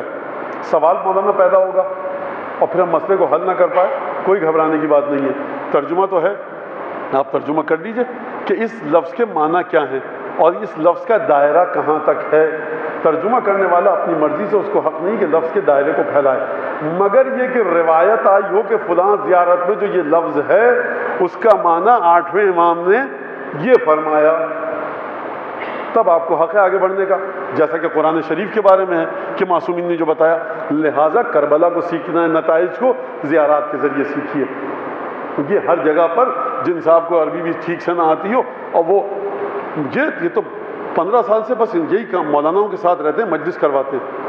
سبحان اللہ سر کا، واہ واہ کیا کہنے، یعنی مولاناؤں کے ساتھ رہتے ہیں، مجلس کرواتے ہیں. تو یہ اب یہ امام حسین کے معرفت اور کربلا کے بارے میں جو ہو رہا ہے اس کا درس دیں گے، تو درس دینے کا حق ہر ایک کو ہے جو بات کرنی ہے. یہ میں بچوں کے دیکھیے، میں اپنا نظریہ بھی نہیں بتا رہا، میں نے اپنے نظریے کو محفوظ رکھا ہے کسی حد تک، آپ کو بتا دیا جہاں تک بتا سکتا تھا اور سمجھا سکتا تھا. لیکن میں آپ کو یہ بتا رہا ہوں کہ ہر شخص جو آپ کے سامنے آپ کے دماغ میں اپنے نظریات کو اونڈیلنے کی کوشش کرے، اس سے کہیے میاں بات سنیے، ہر جگہ پر نہیں جا سکتے ہم، پہلے ہم زیارات کے ذریعے مطالعہ کریں گے. تو لہٰذا مطالعے کو دیکھیے. اور اس کے بعد یہ جو بات تھی ایک چیز کہ جو وہاں پر آئی ومن المہدی، ہم میں سے مہدی ہے، کیا مطلب؟ امام زمانہ ایک کاموں میں سے ایک کام حضرت کے امام حسین کے قاتلوں سے انتقام لینا ہے. کیوں انتقام لینا؟ کیونکہ ولی دم ہوئے. آپ کہیں گے مختار نے جو انتقام لیا، وہ سرکار مختار نے جو انتقام لیا وہ قتل کیا. انتقام لینا کس مرحلے پر ہوگا، حضرت حجت کیا کریں گے اور کس طرح سے کریں گے یہ ہم کو نہیں پتہ، پہلی بات. دوسری بات، مختار نے جو انتقام لیا تو اہل بیت کا کوئی چاہنے والا نہیں تھا، امام معصوم کے پرچم تلے نہیں ہوا. میں نہیں کہہ رہا مختار نے نعوذ باللہ غلط کام کیا، نہیں، امام نے تعریف فرمائی ہے. میں کچھ اور بات کہہ رہا ہوں. آپ لوگوں کا ذہن یہاں تک آپ سے مطلب مجمع کا کہ اگر ائمہ کی توقیر کی جائے اور اس توقیر کے دوران کسی کے مقام کو گھٹایا جائے تو آپ سمجھتے ہیں کہ اس کی توہین ہو رہی ہے. سرکار ائمہ کی توقیر کے ساتھ اب جس کی بھی توہین ہوتی رہے، ہمیں اس سے کیا مطلب ہے؟ تو توقیر امام کو سمجھیے. امام حضرت حجت جب آئیں گے اور وہ انتقام لیں گے تو ان کے پرچم تلے جو لوگ جائیں گے. لہٰذا زیارت جامعہ کبیرہ میں، ابو الفضل عباس علیہ السلام کی زیارت میں، اسی طرح سے دعا عہد کے اندر آپ کیا پڑھتے ہیں؟ پروردگار وَاجْعَلْنِي مِنَ الْمُسْتَشْهَدِينَ بَيْنَ يَدَيْهِ، مجھے امام کی رکاب میں، امام کی ہمراہی میں ان لوگوں میں سے قرار دے کہ جو امام کے ساتھ شہید ہوں گے. رمضان المبارک کی دعاؤں میں کیا ہے؟ پروردگار رسول خدا کے پرچم کے نیچے مجھے شہادت نصیب فرما. یہ رجت کیا ہوگی؟ آمن مومن میں پروردگار ایمان رکھتا ہوں کس کے اوپر؟ بِإِيَابِكُمْ مُوقِنٌ، ایقان رکھتا ہوں، یقین رکھتا ہوں کہ آپ واپس آئیں گے، بِرَجْعَتِكُمْ، اور جب آپ آئیں گے فَمَعَكُمْ مَعَكُمْ لَا مَا غَيْرُكُمْ، میں آپ کے ساتھ ہوں، آپ کے ساتھ ہوں، کسی اور کے ساتھ نہیں ہوں۔ لہٰذا یہ جو ایک خوفناک جنگل ہے، یہ جو خوفناک ریگستان ہے، اس ریگستان کا نام کیا ہے جس میں آپ رہتے ہیں؟ اس ریگستان کا نام ہے، چاہے آپ شمالی امریکہ میں رہیے، آسٹریلیا میں رہیے، بر صغیر میں رہیے، اس ریگستان کا نام ہے گھنے جنگل کا اندھیرے، جہاں پر ہر قسم کی بلائیں موجود ہیں، غیبت کبریٰ۔ جس نے احساس کر لیا کہ میں اس جنگل میں ہوں، اس ریگستان میں ہوں، ہاتھ کو ہاتھ سجھائی نہیں دے رہا، چراغ ہدایت الہی میری نظروں کے سامنے نہیں ہے، نہیں ہے، اس بات کو ماننا سیکھیے۔ اب امام کو اس بات کا احساس تھا کہ نہیں تھا کہ غیبت کبریٰ میں آپ رہیں گے، اس ریگستان میں، اس گھنے جنگل میں، ڈراؤنے خوفناک جنگل میں آپ گزاریں گے اپنی زندگی کے ایام، جس کا نام ہے غیبت کبریٰ۔ جب آپ کا امام آپ کے سامنے نہیں ہوگا، امام کو علم تھا۔ اب جب علم تھا تو اب یہاں دیکھیے کہ امام نے ڈھیروں زیارتیں کیوں بتائیں۔ اگر کوئی آپ سے کہہ رہا ہے کہ دیکھو گھنے جنگل میں جا رہے ہو، اندھیرے ریگستان میں جا رہے ہو، مختلف قسم کے موذی درندے، چیر پھاڑ کے کھا جانے والے جانور ملیں گے، لہٰذا یہ اپنے ساتھ سیل، ٹارچ، فلورسنٹ لائٹ، بلب، چراغ لے کر جاؤ۔ اس کا مطلب کیا ہے؟ اس کا مطلب سب کے سب رستے میں کام آئے گا۔ دینے والی ذات اگر امام معصوم کی ہے اور لینے والی ذات ان کے چاہنے والوں کی ہے، شیعیان امیر المومنین کی ہے، تو اس کا مطلب یہ ہے کہ وہ مشعلیں اور وہ چراغ جو ائمہ نے آپ کو دیا ہے، ان کی روشنی کو استعمال کر کے اپنے راستے کو ڈھونڈیے، کسی اور کے دماغ کے مطابق مت چلیے۔ مولانا پھر مرجع تقلید کا کیا ہوگا؟ فتووں پر عمل کیجیے۔ کون منع کر رہا ہے؟ کون منع کر رہا ہے؟ مسئلہ یہ نہیں ہے کہ آپ کس کی تقلید کرتے ہیں، مسئلہ یہ ہے کہ آپ اپنے مرجع تقلید کے ذریعے کس نابلد اناڑی مولوی کے ذریعے متصل ہیں۔ آپ کا مرجع تقلید محترم، آپ کا جو بھی ہو، ہمارے سارے مرجع سر آنکھوں پر، میں نے آپ کو آڑا ترچھا مسئلہ بتایا آپ کے، اب آپ دین آپ کا برباد ہو گیا، آپ نے کہا یہ تو ہمارے مرجع تقلید کا فتویٰ ہے۔ اب کوئی جو پڑھا لکھا مولانا آئے، انہوں نے کہا یہ تو آپ کے مرجع تقلید کا فتویٰ نہیں ہے۔ کس نے بتایا؟ مولانا صاحب نے بتایا جو محفل مرزا ممبر میں بیٹھے تھے۔ کہا غلط بتا، آپ کو تو برباد ہو گئے، 10 سال کی نمازیں گئی، 50 لاکھ روپے خم ضائع ہو گیا، حج پہ دوبارہ جائیے۔ ہم تو ان کی تقلید کرتے ہیں۔ ارے صاحب تقلید مسئلہ نہیں ہے، جس نابلد کے ساتھ، جس عقل کے اندھے کے ذریعے آپ متصل ہوئے تھے، وہ مسئلہ ہے۔ تو یہی مسئلہ اوپر تک لے جائیے۔ آپ خدا کے ساتھ کس کے ذریعے متصل ہیں؟ آپ کربلا کے ساتھ کس کے ذریعے متصل ہیں؟ زیارت عاشورہ، امین اللہ، جامع کبیرہ، آل یاسین، رجب کی زیارت، نیمہ شعبان کی زیارت، بقرعید کی زیارت، عید کی زیارت، ان کے ذریعے متصل ہیں۔ وہ ہمارے وہاں پہ یہ ہوتا تھا تو وہ صاحب یہ کہہ رہے تھے خدا پوچھے گا قیامت میں مفادی تھی کہ نہیں تھی۔ شیخ عباس قومی بیچارہ، یہ بندہ خدا مغفرت فرمائے، درجات بلند کرے، یہ جب اس وقت 60-70 سال پہلے مفادی الجنان لکھ کے چلے گئے، 50-60 ہزار گھنٹے لگا کر اپنے، کہ جب کمپیوٹر تھا، نہ گوگل تھا، نہ سافٹ ویئر تھے، کہاں سے دعائیں نکال کے رکھی، تو وہ تم کھول کے نہیں دیکھ سکتے۔ گھر میں تھی کہ نہیں تھی؟ ہاں اماں دادی پڑھتی تھی، اور وہ تو کہتے ہیں امی سے اور دادی سے کبھی مانگ لیتے کہ زیارت عاشورہ فہرست میں کبھی دیکھ لیتے، کبھی سمجھا کہ امام سجاد کا مزاج کیا تھا، دعائے مکارم الاخلاق کھول کر کیوں نہیں پڑھی؟ تو میں اگر بد عملی کی ترویج کر رہا ہوتا تو میں آپ کو عمل کی بنیاد جو کہ علم ہے اس کی طرف نہیں لا رہا ہوتا۔ بد عملی کی ترویج نہیں کر رہا میں چاہ رہا ہوں کہ ہم جیسے لوگوں کی بہت سی دکانیں ان کا شٹر گر جائے۔ آپ آئیں کس کی طرف؟ آپ کے مولانا یہ جو آپ نے بات کی زیارت سے ٹکرا رہی ہے، آپ بات کریں، سوال کریں کس طرح سے۔ مولانا یہ تو حدیث سے ٹکرا رہی ہے، یہ اصول کافی کی اس حدیث سے ٹکرا رہی ہے جہاں پر وعدہ تفریق کیا۔ آپ کی یہ بات زیارت عاشورہ کے فلاں لفظ سے ٹکرا رہی ہے، آپ کی یہ بات 5ویں 6ٹھے امام کی حدیث کامل الزیارہ سے۔ مولانا آپ نے کہہ دیا کہ امام حسین کے زخموں کو گننے کی ضرورت نہیں ہے، مقصد کو سمجھو، تو امام باقر تو زخموں کو گن کے بتا رہے ہیں، تو آپ زیادہ پڑھے لکھے ہیں امام۔ تو اگر یہ عام ہو جائیں گی چیزیں ہمارے معاشرے میں تو پھر آپ کو سمجھ میں آئے گا کہ کیا چیز کام کی ہے، کیا چیز کام کی نہیں ہے۔ لہٰذا اور عبادت یہ ہو ہی نہیں سکتا کہ جو واقعاً سید الشہداء کی یاد میں آنسو بہائے، یہ ہو ہی نہیں سکتا کہ سید الشہداء اس کے دل پر قلب پر لطف و کرم نہ کرے، وہ عمل کی طرف آئے گا۔ اور یہ جو آپ سمجھتے ہیں کہ آپ کے گھروں میں نمازیں، آپ کے گھر کی خواتین پردہ کرتی ہیں، تو یہ ہم میں آپ میں دم اور طاقت ہی کر سکے، یہ سید الشہداء کے نور کی برکت کی وجہ سے ہے سب کچھ۔ تو آپ کہ جب گاڑی کے پاس گئے، گاڑی بلٹ پروف ہے، کدھر ہے بلٹ پروف؟ نظر نہیں آتا. یہی گاڑی ہے، یہی بلٹ پروف ہے. تو یہی دین ہے اور یہی دین بلٹ پروف ہے.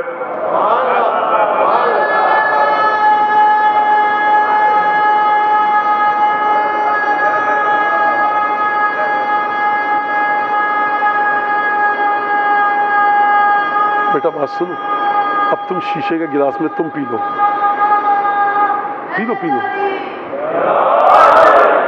اتنا مسلسل مجھے اٹھا کے گلاس دے رہا، تمہیں بھی ضرورت ہے طاقت.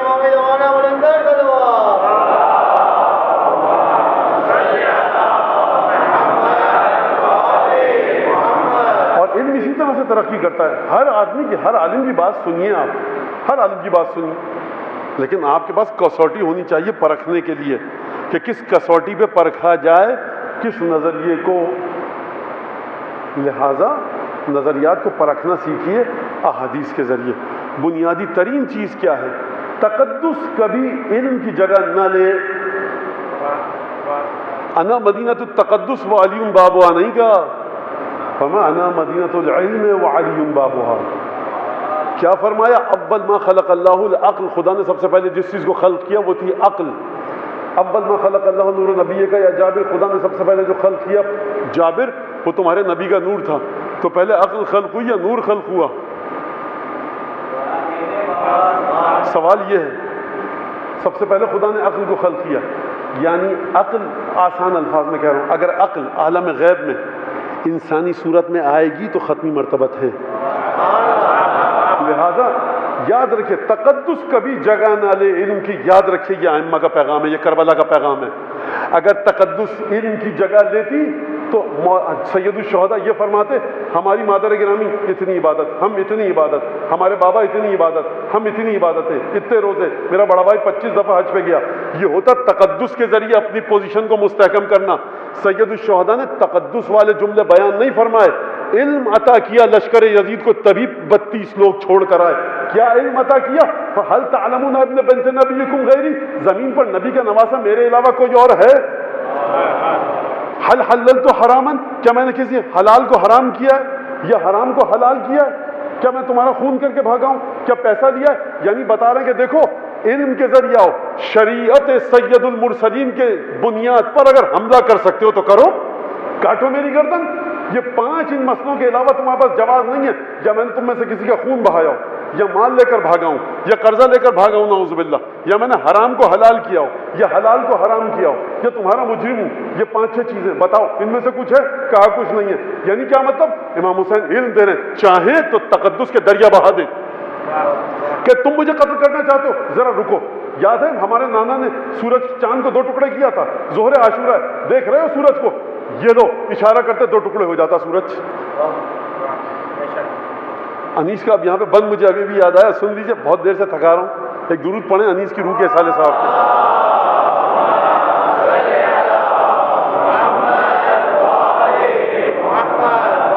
بڑے سادہ زبان میں انیس نے کربلا کے مسئلے کو حل کیا کہ دنیا، امام حسین فرما رہے ہیں لشکر عزیز سے کہ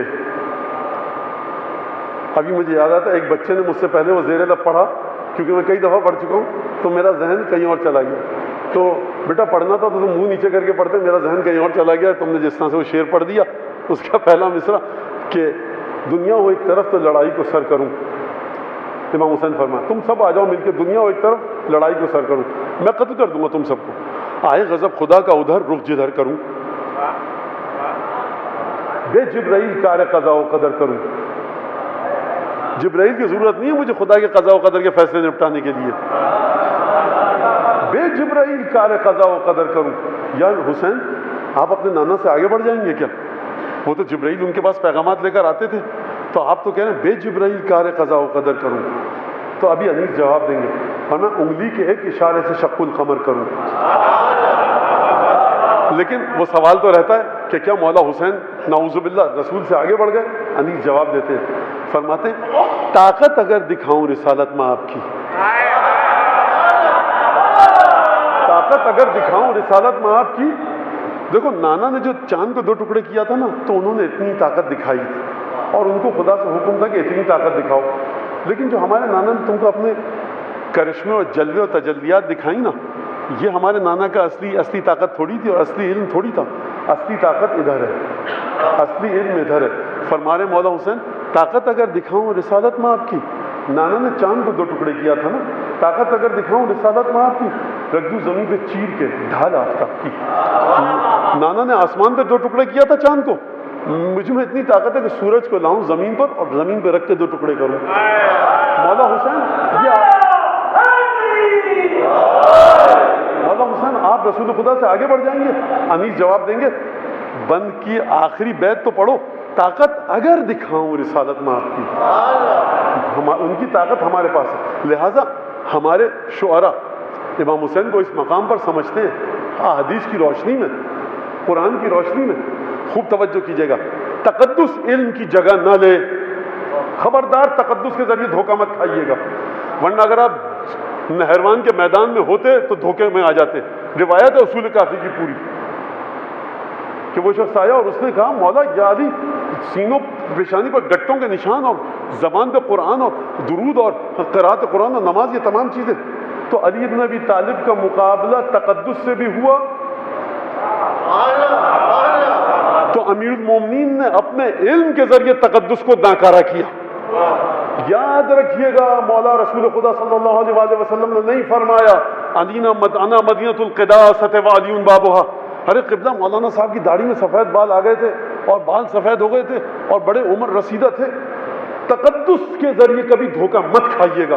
اگر تقدس کے ذریعے دھوکہ کھاتے، اگر تقدس کے ذریعے دھوکہ کھاتے تو آپ 255 ہجری میں امام عسکری کی نماز ان کے بھائی جعفر کے پیچھے پڑھ رہے ہوتے۔ 6 برس کا بچہ کیا جانے نماز۔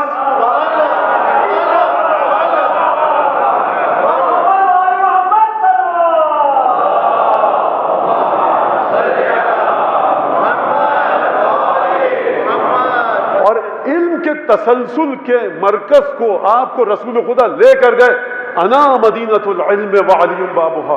دیکھو 2 چیزیں چھوڑ کے قرآن اور اہل بیت، ان کو سکھانے کی کوشش مت کرنا۔ لہذا جب ان کا مرحلہ یہ ہے، اب چلیے دوبارہ نہج البلاغہ کی طرف۔ کیا فرمایا جناب امیر نے؟ ایھا الناس شقوا امواج الفتن بسفن النجات، فتنے کی تمام موجوں کے سینے کو چیر دو، جتنی بھی نجات کی کشتیاں ہیں ان کے ذریعے۔ نجات کی کشتیوں کی علامت کیا ہے؟ کلنا سفن النجات، ہم سب کے سب نجات کا سفینہ ہے، کشتی ہیں، لیکن حسین کے سفینے میں ذرا جگہ زیادہ ہے۔ تو آپ سمجھیے آپ کو علم دیا گیا۔ مولانا کربلا گئے تھے، نجف گئے تھے، ایک بزرگ تھے بڑے، اور انہوں نے منع کیا، زری کو چومنا خلاف ادب ہے۔ کہ کون تھا بزرگ؟ قبلہ ماشاءاللہ بڑا نورانی چہرہ، آپ بھی رہیے ایئر کنڈیشن میں اور چلے جائیے کسی ہل اسٹیشن پہ، اور جو لیپا پوتی ہوتی ہے وہ سب مجھے نام بھی نہیں آتا وہ کرنے لگیے، صاحب بڑا کمپلیکشن اچھا ہو جائے گا، چہرے پہ نور تو آ گیا، داڑھی بھی بڑھا دیجیے، تو آپ اور ہم جو منہ میں آئے گا کہتے رہیں گے۔ امام فرمانے زری کے ساتھ دایاں رخسار اپنا رکھو قبر مطہر پر، زری کے ساتھ لپٹو، چومو، طواف کرو، بالا سر پہ نماز پڑھو۔ تو یہ جو آپ جاتے ہیں تقدس کے پیچھے مت جائیے۔ تقدس کی بنیاد اگر علم نہیں ہے وہ جہالت ہے، گمراہی ہے، جہنم کی پاتال ہے۔ مولا کائنات سے سمجھیے، علم کے ذریعے سمجھیے۔ واتقوا، لوگوں سے مخاطب میں نہج البلاغہ میں، واتقوا تقیۃ لب شغل قلبہ التفکر، خدا کی قسم 1400 برس میں ایسا جملہ کسی نے نہیں کہا، بخدا نہیں کہا۔ اصحاب کرام تمام کے تمام رسول خدا سے انہوں نے علم لیا۔ ہماری حیثیت نہیں کہ ہم صحابہ کرام کے علم کا مقابلہ کریں، صحابہ کا مقابلہ اسی سے کریں جو صحابہ کے ساتھ تھا، یعنی علی بن ابی طالب۔ آپ کو صحابہ کرام کے بھی یہ جملہ کہیں نہیں ملے گا۔ کیوں؟ کیونکہ زبان جس نے لعاب دہن کے ذریعے پرورش پائی ہو نا، اسی کے دہن مبارک سے وہ جملہ نکلے گا جو علی مرتضیٰ نے جملہ ارشاد فرمایا اتقوا اللہ، اللہ کا تقوی اختیار کرو۔ جو کوئی بڑی بات نہیں ہے، سب کہتے ہیں۔ کون سا تقوی؟ تقیۃ ذلب شغل قلبہ التفکر، بخدا اس جملے پہ سجدہ کرے۔ مولا کائنات کہاں ہے تیرا روضہ یا علی، کہ تیرے چوکھٹ پر آ کر اپنی پیشانی کو ٹکائیں، جبھی سائی کرے تیرے در پر آ کر۔ یہ جملہ اس قابل ہے۔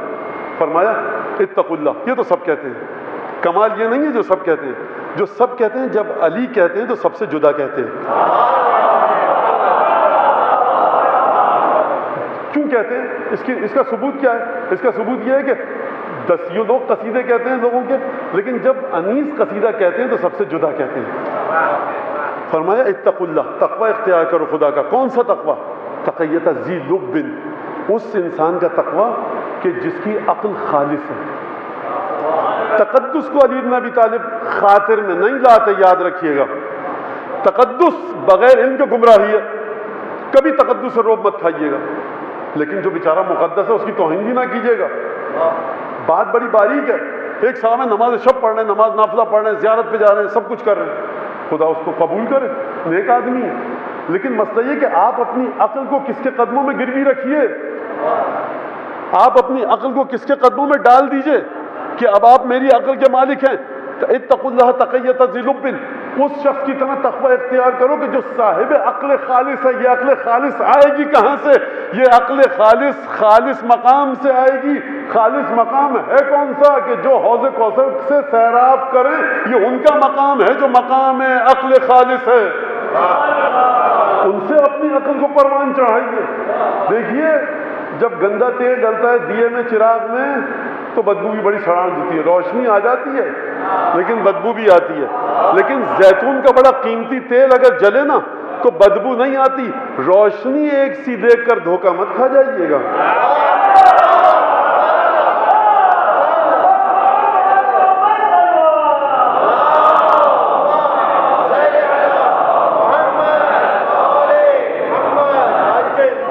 روشنی تو دونوں کی ایک سی ہے. جو مثال مولانا مسئلہ حل نہیں ہو رہا تھا، اتنے چوکنگ والے نام تھے، آتے جاتے نہ دیکھے انسان 10-15 نام تو مجھے یاد ہو گئے اور ٹیلی فون نمبر رہ گئے. تو وہ فلاں صاحب اور فلاں صاحب فلاں صاحب الحمدللہ اب صنف نسواں بھی اس شعبے میں اتر آئی ہیں، تو ان کے بھی نام سڑکوں پہ لکھے ہوتے ہیں کہ آپ جائیے ہر خواہش پوری ہوگی. اچھا جانے والا جا رہا ہے، وہ یہ نہیں سوچ رہا کہ میرے مولا نے مجھ سے نہیں کہا ہر خواہش پوری ہوگی، پھر یہ کیسے کہہ رہے ہیں؟ یہ 13واں امام تو نہیں ہے کہیں، یہ 15واں معصوم ہے کیا؟ پہنچ جا دیواروں پہ لکھا. اچھا ہم مولانا مشکل میں تھے تو آپ نے یہ دعا، آپ نے سے مطلب کوئی بھی مولانا مفاتی میں دعا ہیں آئمہ سے جو آئی ہیں وہ ہم نے سب پڑھ لیا، سب نہیں ہوا تو ہم فلاں صاحب کو جو تھے ان کو نہ ان کا دین معلوم، رسول کو مانتے بھی تھے کہ نہیں مانتے تھے، نبی کریم کو لے کر آ گئے. انہوں نے ہمیں وظیفہ دیا، الحمدللہ کام تو حل ہو گیا. ہو گیا جی، چلے مبارک ہو. اب میں مثال دیتا ہوں بچوں کے لیے کہ سرکار آپ کے ہاتھ پہ کیچڑ لگی ہوئی ہے، مٹی کیچڑ. اب آپ دیکھ رہے ہیں ادھر کو مسجد ہو کہیں ہو، ہاتھ دھوئے جا کے. آپ نے دیکھا کہ صاحب یہ گندا نالا بہ رہا ہے، سیوریج کا پانی، آپ نے ہاتھ ڈالا اور کیچڑ دھو لی. آپ مجھے بتائیے ذرہ برابر کیچڑ رہے گی آپ کے ہاتھ پہ؟ نہیں رہے گی. مانو دیکھیے کیچڑ تو صاف ہو گئی. سرکار 10,000 جراثیم اور لگ گئے، پتہ ہی نہیں. تو جس آپ بابا کو بلا کے لائے نا، جو نہ دین کا نہ دنیا کا، اس نے آپ کا وہ مسئلہ تو حل کر دیا، لیکن ہزاروں بے برکتیاں ایسی ڈال کے چلا گیا کہ لہٰذا آپ تقدس کے ذریعے، اور تقدس پر کہاں آپ کو لا کر کہاں مارے گا، کہاں چت کرے گا؟ جو تقدس پنجتن کا نام لے، جو تقدس ائمہ کا نام لے. لہٰذا یہ ایک بڑی داستان لمبی ہے، اس سے آگے میں نہیں جاؤں گا. پھر یہاں سے آگے وہ علم عرفان اور سیر و سلوک اور ریاضت اور تپسیہ اور چلہ اور وظیفے اور کیا کیا کیا ائمہ سے جو آئے ہیں بالکل لیجیے ان کو، جو ائمہ سے بتائی جاتی ہیں باتیں بالکل لیجیے. اور بہرحال ایک اور بھی سلسلہ ہے لیکن اس طرف میں نہیں جانا چاہتا. لہٰذا ائمہ آئے نتیجہ دینے کے لیے آپ کو. نتیجے کا مطلب کیا ہے؟ نتیجے کا مطلب یہ آپ کی عقل پروان چڑھے. نتیجے کا مطلب کیا کہ آپ کو علم دے. امام سجاد نے جتنے خطبے دیے، بی بی زینب نے جتنے خطبے دیے، کہیں پر تقدس کی بات نہیں کی ہے. فرمایا نبی ہم میں سے ہیں، اس امت کے 2 نواسے ہم میں سے ہیں، اسد اللہ و اسد رسولی ہم میں سے ہیں.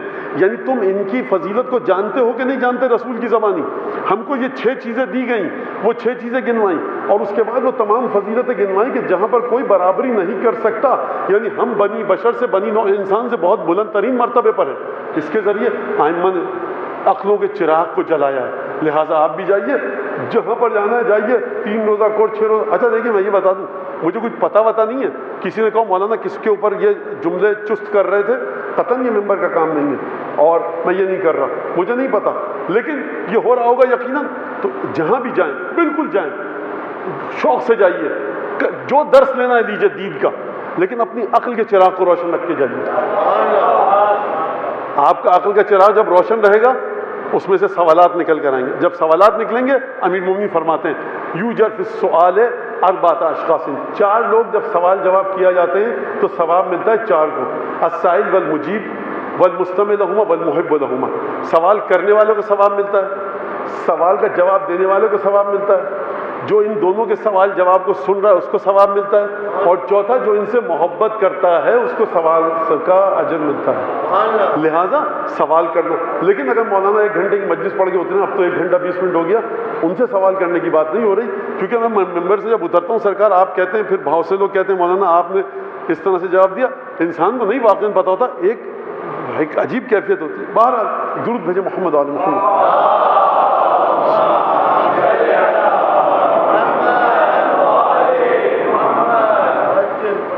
کامل شیخ بہائی میں یہ جملہ ہے، اور یہ مصائب کامل شیخ بہائی میں موجود ہیں، کہ جب یزید نے اہل حرم کو اس قید خانے میں، جو تاریخ کے مطابق ایسے قید خانے میں رکھا کہ جس پر چھت نہیں تھی، مورخین نے جملہ لکھا ہے کہ رات کو جو شبنم گرتی تھی اور رطوبت وہ ان کو اذیت دیتی تھی، اور دن کو جو دھوپ تھی، یہاں تک کہ ان کے رخساروں کی جو جلد تھی وہ جھلس کر رہ گئی تھی۔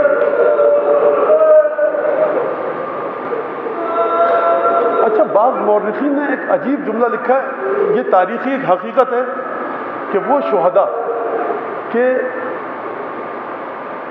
جو سمجھ نہیں پائے تھے، وہ بچے کہ جن کے باپ شہید ہو چکا ہے، تو بعض بیویوں نے کہا تھا کہ تمہارے باپ سفر پر چلے گئے،